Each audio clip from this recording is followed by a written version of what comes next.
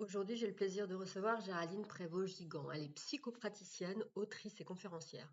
Depuis plus de 20 ans, elle explore les chemins de l'intériorité, des relations et de l'amour de soi. Si j'ai eu envie de l'interviewer pour Humaine, c'est parce que son travail répond aux valeurs du média. La quête d'alignement, le courage d'aller à la rencontre de soi et aussi être à l'œuvre pour transformer le monde. Je vous laisse découvrir ce merveilleux entretien. J'ai une belle question pour commencer notre entretien.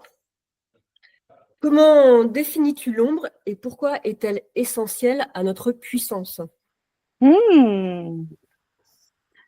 Sacré démarrage. Ouais, on met le level. L'ombre en soi, c'est tout ce que nous refoulons de nous-mêmes, tout ce que nous ne jugeons pas socialement adapté, convenable, tout ce que nous estimons ne pas être à montrer si on veut être accepté, si on veut être aimé. L'ombre, c'est aussi tout ce dont nous n'avons pas conscience.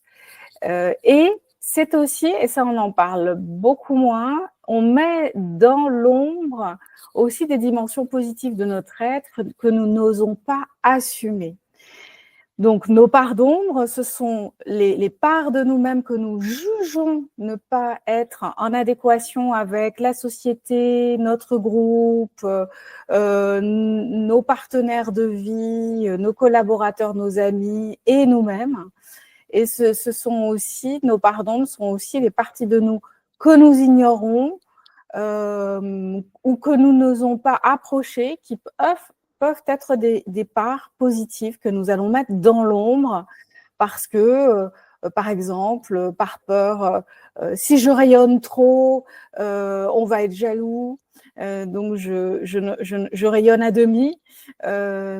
Si je mets en avant, ou en tout cas, c'est pas si je mets en avant, mais si je laisse rayonner, si je laisse exprimer des parties positives de moi, je peux être infidèle à quelqu'un, hein, la loyauté familiale, ne pas aller plus loin que ses parents, par exemple, ne pas réussir plus que ses frères et sœurs, et la peur aussi de la jalousie ou de ce que ça pourrait entraîner si nous laissons s'exprimer nos talents, notre lumière. On met aussi ceci dans l'ombre. Ce qui est intéressant, c'est de voir qu'on peut mettre également dans l'ombre nos parts dites lumineuses. Donc ça, c'est ce qu'est l'ombre.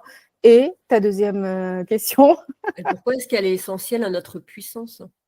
Eh bien, justement, elle est en ce qui concerne les parties positives de soi, aller les rencontrer, comprendre que nous pouvons rayonner de nos talents, de notre lumière, c'est permettre de mettre en lumière notre lumière, mais aussi tout ce qui est de l'ordre de nos défauts, de ce qui est moins glorieux, nos peurs, nos colères, nos croyances limitantes, de les regarder, de les comprendre, de les démystifier et de les transformer, va permettre de les transformer en lumière. Et donc, c'est là que ce qui était dans l'ombre va être mis en lumière et va être transformé et être mis au service de notre développement, au service de notre bien-être. Qu'est-ce qui t'a amené sur ce chemin-là, toi, au départ? Carl Gustav Jung. Je suis fan du travail de Carl Gustav Jung depuis des décennies, je dirais, depuis que j'ai commencé à plonger, alors pas dans la spiritualité, mais plutôt dans la psychothérapie, et parce que j'y ai trouvé dans cette psychothérapie et cette psychanalyse jungienne, j'y ai trouvé justement une dimension moins clinique, moins rigide, avec une ouverture, et puis je suis fascinée par sa dimension avant-gardiste, comment Carl Gustav Jung, donc, qui était psychiatre suisse, comment il a osé sortir des sentiers battus. C'était un disciple de Freud, comment il s'est fâché avec Freud pour pouvoir assumer ses recherches, comment il a eu cette intuition d'aller cheminer dans des espaces qui n'avaient pas été explorés sous cet angle-là, avec par exemple la notion de masculin-féminin intérieur, animus anima, l'inconscient collectif, la force de la symbolique et des archétypes dans notre psyché et bien entendu les synchronicités.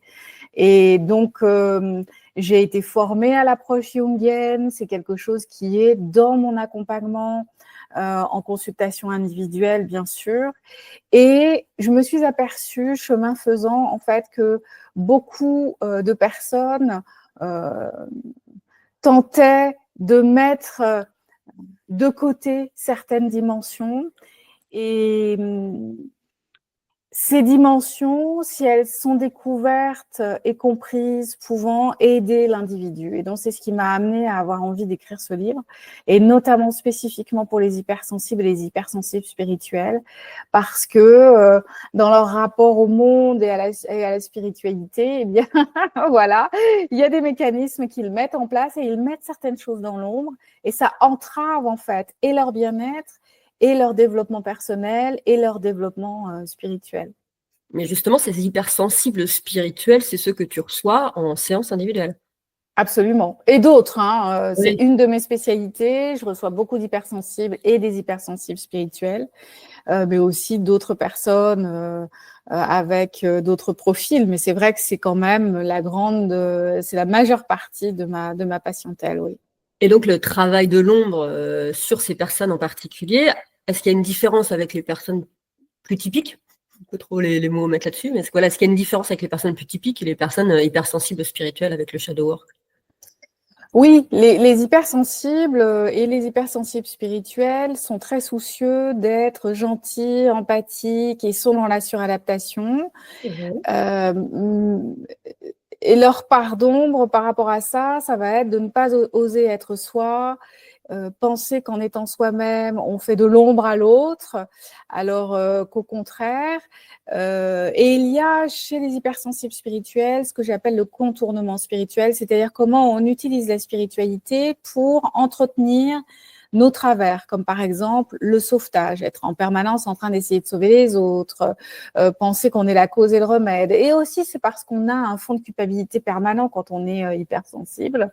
Donc, on va être dans notre suradaptation, on va mettre beaucoup de choses dans l'ombre, en fait, en tant qu'hypersensible. Et en tant que spirituel, on va aussi mettre beaucoup de choses dans l'ombre parce qu'on a des idées parfois assez préconçues sur ce que c'est qu'être spirituel. On va tendre vers ce qu'on appelle l'idéal du moi, c'est-à-dire quelqu'un qu'on aimerait être idéalement, qui correspond à ce qu'on imagine être quelqu'un de parfait, finalement.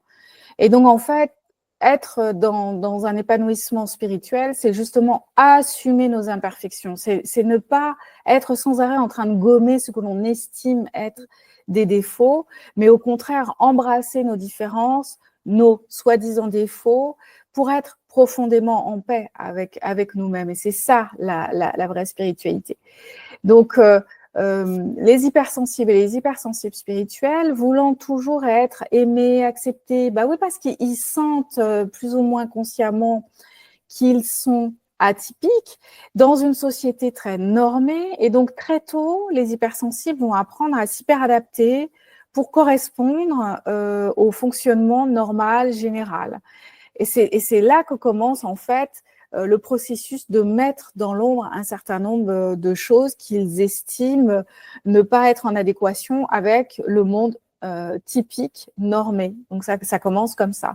Et puis après, ce sont des habitudes qui vont et des automatismes. On se construit plus ou moins dessus. C'est pas vraiment vrai quand je dis on se construit dessus parce qu'en fait, on peut transformer ces modes-là. On peut arrêter d'être dans une suradaptation. On peut être dans une adaptation. Et non pas masquer nos différentes atypies. Et donc ça c'est un chemin que l'on va faire ensuite, mais au début, dès l'école maternelle, à l'école, on sent bien qu'il y a des choses qui sont différentes. Et c'est là qu'on est dans une forme de suradaptation. Et en grandissant, on va ensuite mettre un certain nombre de choses sous le tapis, dans l'ombre. Et c'est dommage parce que dans cette ombre, il y a des choses à alchimiser, à transformer, et puis il y a aussi des perles à découvrir pour vraiment assumer qui nous sommes et être pleinement épanouis et pouvoir participer à l'élaboration du monde tel que en adéquation avec notre vision et nos valeurs. Et toi, justement, parce que celles qui suivent Humaine, les lectrices d'Humaine, les abonnés d'Humaine, les followers d'Humaine sont souvent des hypersensibles spirituels. Et de mon point de vue aujourd'hui, ce sont les femmes dont on a besoin dans notre société pour, peut-être, c'est pas pour l'adoucir, mais c'est simplement pour qu'une sorte de rééquilibrage se fasse. Et justement, aujourd'hui, est-ce que tu penses que le travail sur l'ombre pourrait être une façon pour elle de, je te dirais, prendre le pouvoir quelque part? Enfin, voilà, il y a ce besoin, je sens, en tout cas moi, quand je canalise, le besoin de prendre le pouvoir pour, je te dis, rééquilibrer les énergies actuelles. Est-ce que le travail de l'ombre, c'est ce qui permet de se rendre plus visible et de rendre plus visibles ses aptitudes et ses pouvoirs? Absolument. Ce qui se passe avec MeToo, c'est ça, c'est-à-dire que c'est une réappropriation de notre pouvoir, puisqu'on a été silencés et silencieuses, puisqu'on a été nous aussi collectivement dans une forme de déni, puisqu'on nous a élevés avec ceci. C'est-à-dire que pour beaucoup d'entre nous, par exemple, la notion de consentement a été vraiment quelque chose d'extrêmement important ces derniers temps, ces quelques 5 dernières années.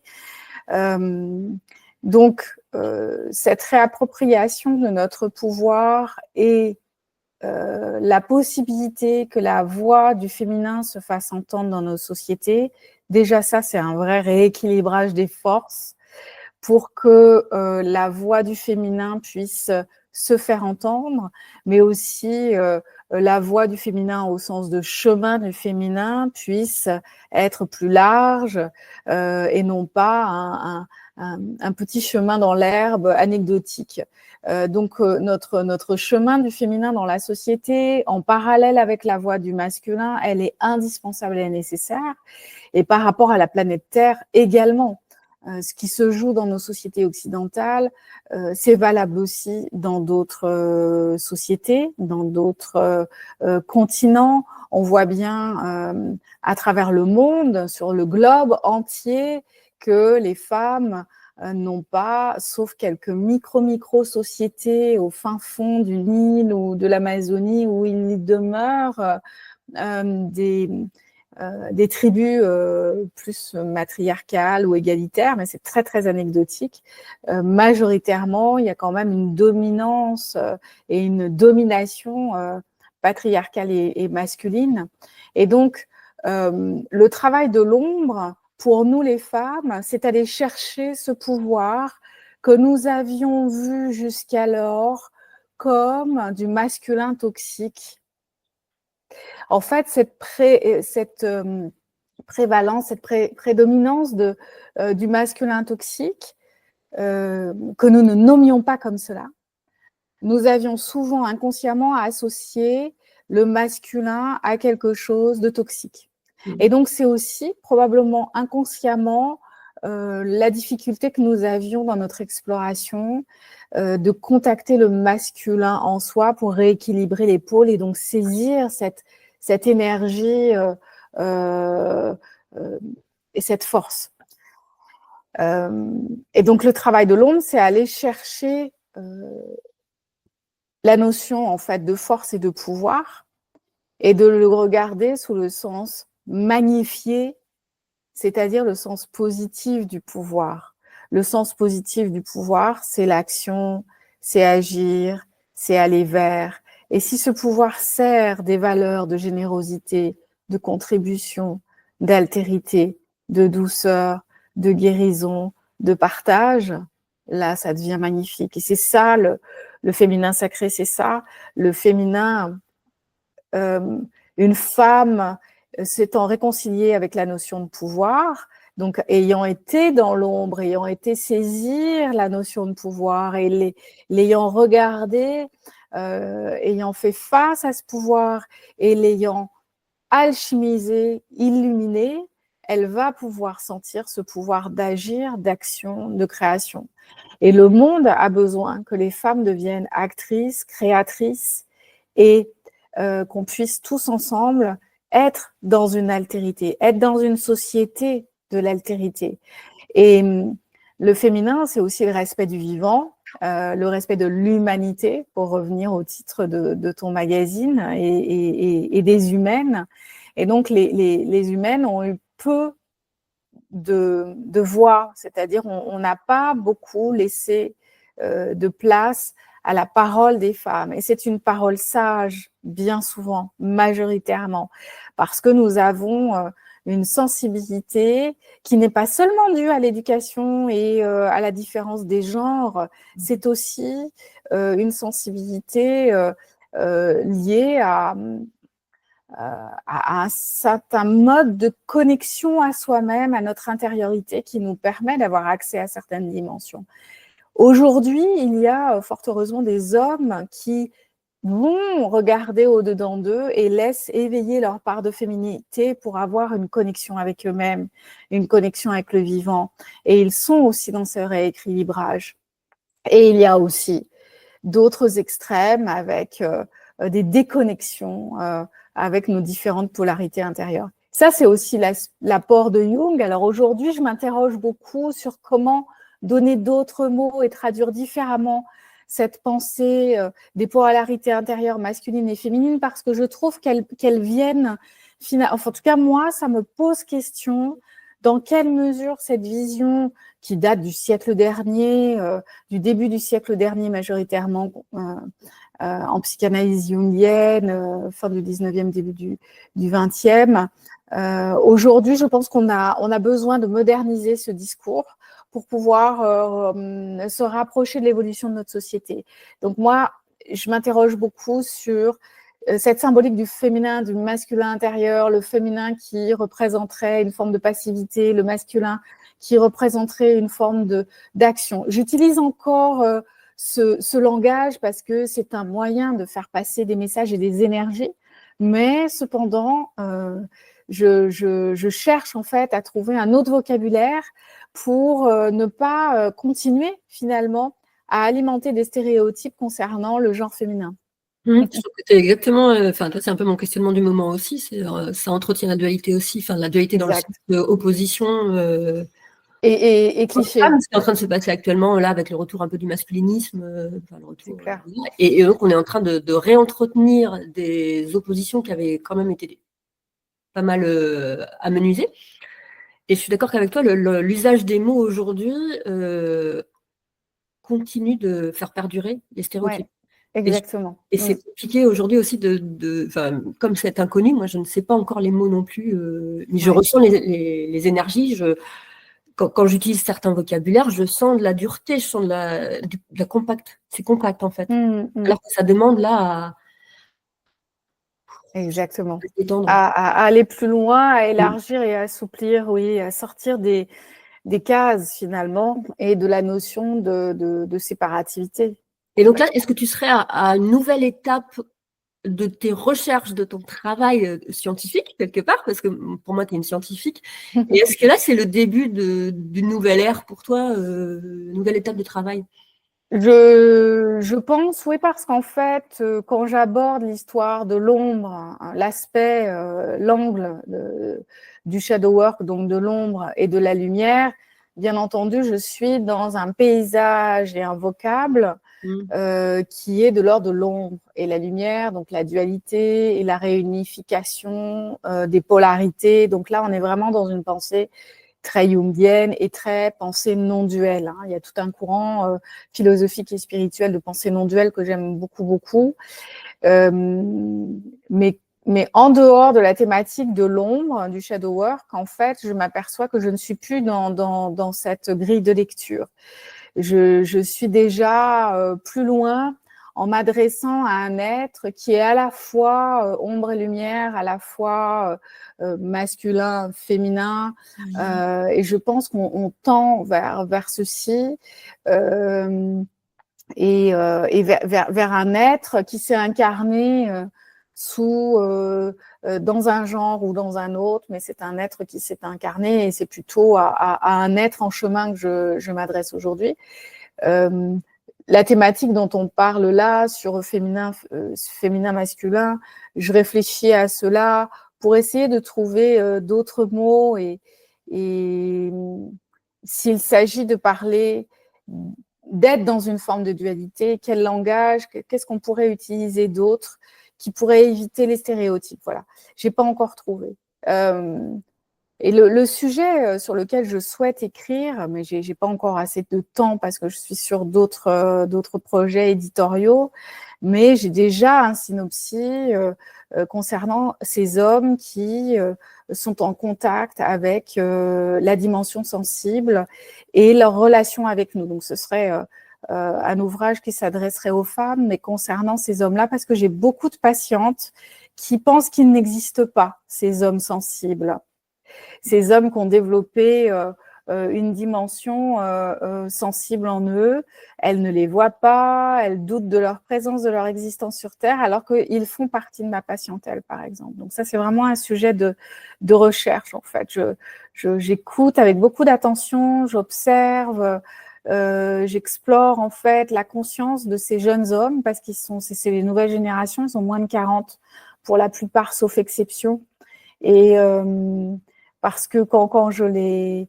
mon beau-fils fait partie de ces hommes sensibles, créatifs, hyper spirituels et en même temps hyper dans le concret. Moi, quand je le vois, j'ai foi en l'avenir de l'humanité, vraiment. Et donc, j'ai envie de leur donner la parole et que les femmes puissent être au courant de leur présence et puis découvrir leur personnalité à travers ce que je pourrais transmettre pour leur donner espoir et qu'elles puissent les reconnaître.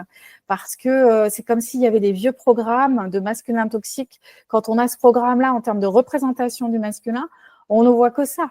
Et on l'applique à tout le monde. Ouais. On l'applique à tout le monde. Et quand on passe dans le secteur, si je puis dire, ce que j'appelle les nouveaux romantiques, c'est le titre d'un chapitre qui se trouve dans mon livre Les femmes et l'amour. Quand passe dans le secteur un nouveau romantique, elle ne le voit pas, elle ne le reconnaît pas. Donc, il y a vraiment à se faire une représentation, une idée de ce que c'est qu'un homme du futur. En fait, pour moi, ce sont les hommes de demain, ils sont déjà là, c'est une nouvelle génération. Oui, j'en ai croisé à plusieurs reprises dernièrement, et enfin, c'est ce qu'on appelle aussi les hommes déconstruits, là. Enfin, Tout à fait. Mais j'étais tellement ravie. C'est un bonheur, ces mecs-là, ces hommes-là, c'est un pur bonheur. Et comme tu dis, c'est là aussi où je vois que moi, je plaque pas systématiquement sur les hommes des représentations stéréotypées. Et je trouve, là, j'apprécie vraiment, en effet, la nouvelle génération. J'apprécie le fait qu'ils ne soient pas dans la dureté, dans l'opposition, et dans une espèce de, voilà, on est juste des humains, en fait. Et c'est vraiment le message, en tout cas, que moi je porte, c'est on est des humains, après, on arrive avec, dans un sexe, un genre ou quoi que ce soit, et c'est OK. Enfin, voilà, et on a tous notre place telle qu'on est, avec ce genre, ce sexe, et toute la palette qui peut exister aussi. Et justement, en ce moment, tous durcis quand même autour du sexe, autour donc de l'absence de genre. On veut enlever le genre et on redurcit autour du sexe.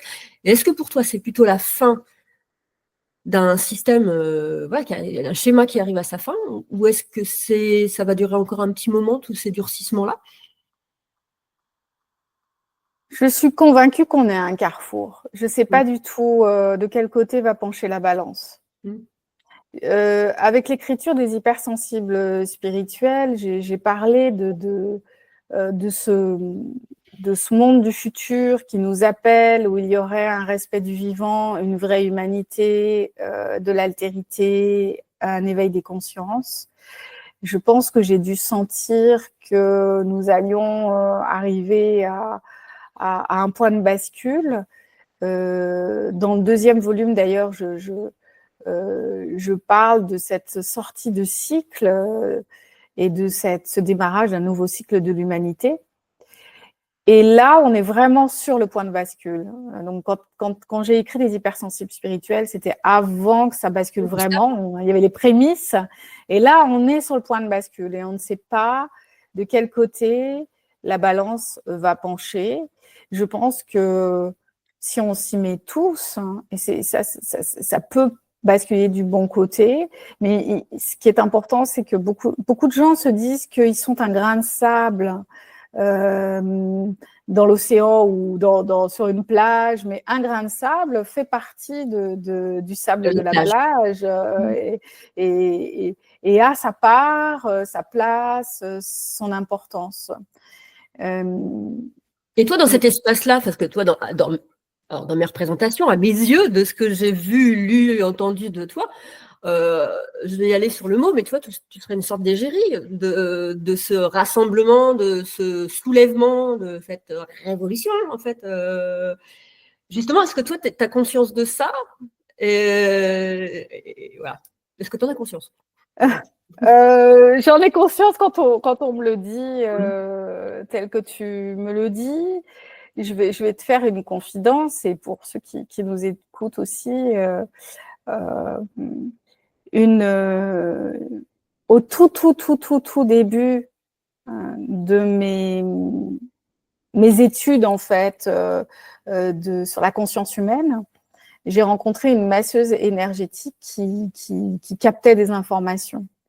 Et avec une précision, elle n'est plus de ce monde aujourd'hui, mais avec une précision absolument, je n'ai jamais vu ça, incroyable. Et elle m'a dit que je ferais partie des personnes qui allaient participer à l'éveil de conscience de notre collectif. Pour moi, c'était irrecevable. Je me suis dit, c'est délirant, c'est pas possible, pourquoi moi, etc., etc. Elle m'a dit d'autres choses qui se sont avérées justes ensuite. Et quand tu me dis ceci, c'est à ça que je pense. Mais ça ne m'habite pas tous les jours. Moi, j'ai vraiment, j'en prends conscience quand on me fait des feedbacks, quand on me fait des retours, quand des lecteurs me remercient, quand des patients me remercient, quand des groupes, quand j'anime des groupes me remercient, quand je suis en conférence, bref, quand je suis au contact du public, des autres, et que j'ai des retours sur ce que l'impact de ce que je produis, voilà, quelle que soit la production au sens d'écriture, conférence, consultation. Mais au quotidien, j'ai vraiment la sensation, voilà, j'œuvre en fait. Hein, je suis comme je suis à l'instar des peintres ou des artistes, je suis assez seule dans mon espace de création ici, par exemple. Ou quand je suis nomade, c'est ma bulle énergétique qui est mon espace de création, parce que je voyage aussi beaucoup. Et en fait, j'ai vraiment la sensation d'être le grain de sable qui œuvre. Et je sais que c'était ma destinée, ça. Et j'essaie de faire du mieux possible. Le nombre de fois où j'ai envie de baisser les bras est incalculable. Le nombre de fois aussi où je suis pleine d'espoir est incalculable aussi. Mais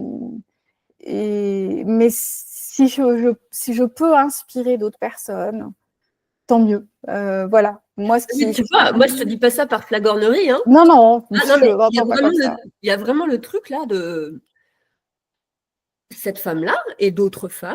Voilà. Mais cette femme-là, parce que tu as déjà une grande notoriété, tu es déjà bien installée. La question, je ne sais pas comment te passer cette chose-là.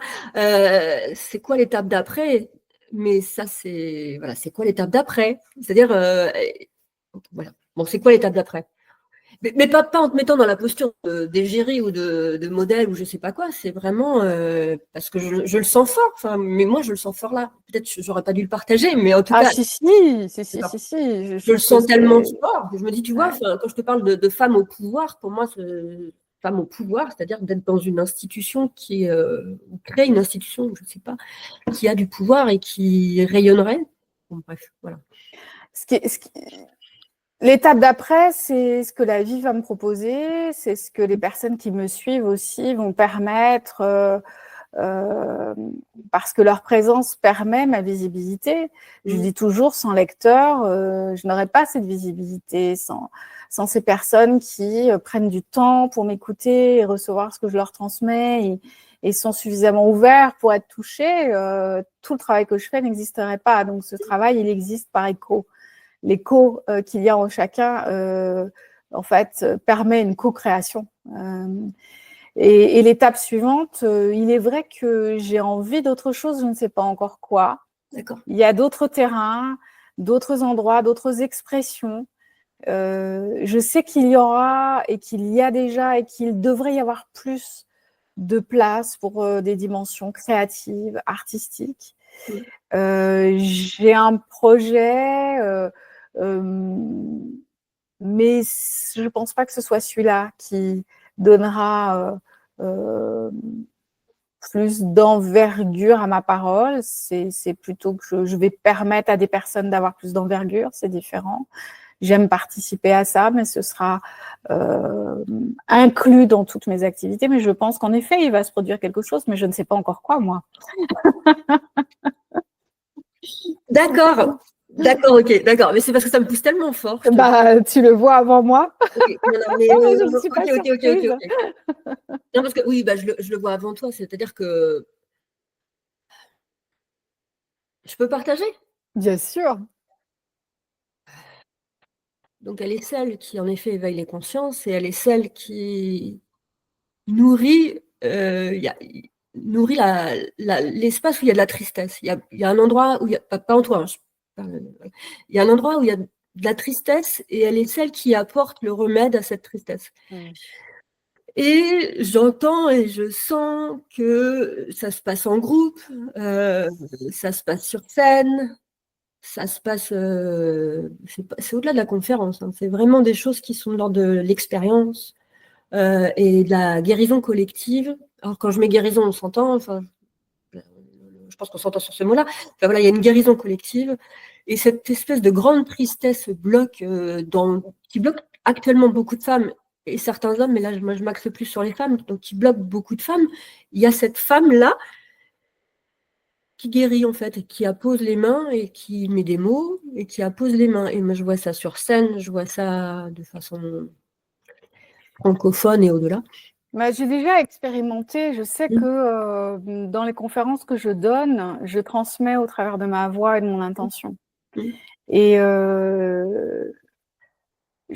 je vois défiler devant mes yeux différents espaces où j'étais en effet sur scène à donner des conférences sur certaines thématiques. Et il y a toujours un moment clé où il se passe quelque chose autre que la transmission d'informations. Et toutes mes interventions en présentiel, en conférence, parfois dans d'autres espaces en ligne, mais la réceptivité des êtres n'est pas la même. Mais en tout cas, en conférence, oui, il se passe vraiment quelque chose au travers des mots, de la voix et des transmissions que je donne. Et je souhaite, et j'espère que mes prochains livres vont me donner la possibilité de pouvoir transmettre de ces façons-là, d'une façon plus fréquente. Voilà. J'entends. Je vais m'arrêter là sur j'entends. Voilà, d'accord. Tu as des prochains projets qui vont émerger dans très peu de temps? Oui. Donc, il y a le livre qui va paraître chez Erol. Est-ce que tu peux nous en dire plus? Alors, c'est l'automaltraitance émotionnelle qui sort bientôt le 15 mai chez Erol. C'est une thématique qui n'a pas été abordée en France, à ma connaissance, mais surtout dans les pays anglo-saxons. C'est en fait comment nous nous faisons du mal psychiquement et émotionnellement. Et donc, comment nous nous faisons du mal? Bien, en entretenant, par exemple, le sentiment de culpabilité, en se faisant des reproches, en étant dans l'auto-jugement, le syndrome de l'imposteur, la procrastination, en systématiquement faisant des mauvais choix de partenaires, de jobs, de lieux, en se retrouvant systématiquement dans des relations toxiques ou des relations qui nous font du mal. Et donc, le livre parle de toutes ces façons que nous avons de nous faire plus ou moins du mal, parce qu'il y a une graduation de l'auto-maltraitance qu'on peut s'affliger. Néanmoins, même si c'est une petite automaltraitance comme une récurrence d'auto-jugement quotidien, c'est pas bon non plus. Et il y a aussi des voies pour s'en sortir, bien entendu, comme toujours dans mes ouvrages. Je parle du sujet de souffrance et bien entendu, je propose toujours des leviers, en fait, pour transformer et guérir cela. Mmh. Je vois derrière toi ton livre, le Shadow Work, donc Oui. qui m'a fait venir vers toi, et je vois aussi des coffrets roses derrière. Oui, tout à fait. Mon coffret des signes et des synchronicités. C'est un jeu de 112 cartes qui permettent en fait d'activer notre réceptivité aux synchronicités. On a parlé de Carl Gustav Jung tout à l'heure et c'était un de ses sujets de recherche, notamment dans l'accompagnement psychothérapeutique et le développement spirituel. Et donc, c'est un coffret tout mignon qu'on peut emporter avec soi. On peut tirer la carte du jour qui s'appelle le message de la vie, ou bien on peut faire un tirage de 4 cartes qui nous permettent d'être dans une réceptivité pour recevoir les signes, les synchronicités, mais surtout une réceptivité avec soi-même, bien entendu. On va bientôt terminer cet échange. Est-ce que tu aurais un dernier message à transmettre?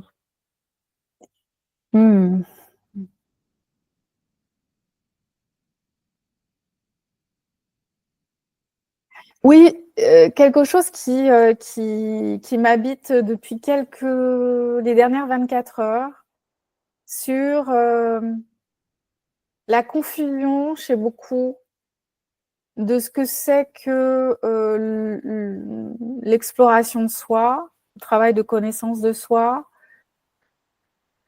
la spiritualité et l'ésotérisme. Il y a beaucoup de personnes qui font du contournement spirituel, pour revenir à un des sujets du livre qui fait qu'on est ensemble aujourd'hui. Il y a beaucoup de personnes, en fait, qui essayent de faire l'impasse sur le processus de connaissance de soi. Ce que j'ai envie de leur dire, c'est oui, la spiritualité est importante, mais elle ne donne pas les clés à tous nos maux et elle ne guérit pas toutes nos souffrances. Parce que, et les connaissances ésotériques non plus. Le processus, ce pourquoi nous sommes venus pour expérimenter, nous sommes venus pour apprendre et nous sommes venus pour fleurir. Nous sommes des bourgeons qui avons besoin de fleurir, mais une fleur, elle ne fleurit pas à toutes les saisons. Il y a des saisons de jachère, il y a des moments d'exploration, il y a le travail de l'ombre dans l'ombre, et c'est merveilleux. C'est dommage de faire l'impasse sur tous ces processus, en fait, ces saisons de fleurissement. Et ce que j'ai envie de transmettre, c'est actuellement, c'est la connaissance de soi. Non, le développement spirituel ne peut se faire sans la connaissance de soi. La connaissance de soi participe à la spiritualité. Et la spiritualité, ce n'est pas seulement des dons, des portes d'éveil, c'est aussi la sagesse et surtout la sagesse. Et je suis convaincue que, comme disait Dostoïevski, la beauté sauvera le monde, bien sûr, mais la sagesse sauvera le monde. C'est-à-dire comment nous pouvons être des humains beaux, des humains nobles, des humains sages. Parce que des humains éveillés sans sagesse, c'est-à-dire avec des perceptions, oui, mais la sagesse, quelqu'un qui est éveillé n'a pas forcément la sagesse. Par contre, la sagesse ouvre toutes les portes. Et c'est ce qui va nous unir, et c'est important, quelles que soient nos orientations philosophiques, nos tendances religieuses, nos aspirations. La sagesse est universelle, hein, et c'est ce qui nous relie, nous, les humains et les humaines. Bien. Merci beaucoup pour ce tendre moment. Merci à toi. de m'en avoir donné la possibilité et la possibilité de ce partage, Angélique. Ça a été magnifique, tes dernières paroles. Merci beaucoup. À bientôt. À bientôt.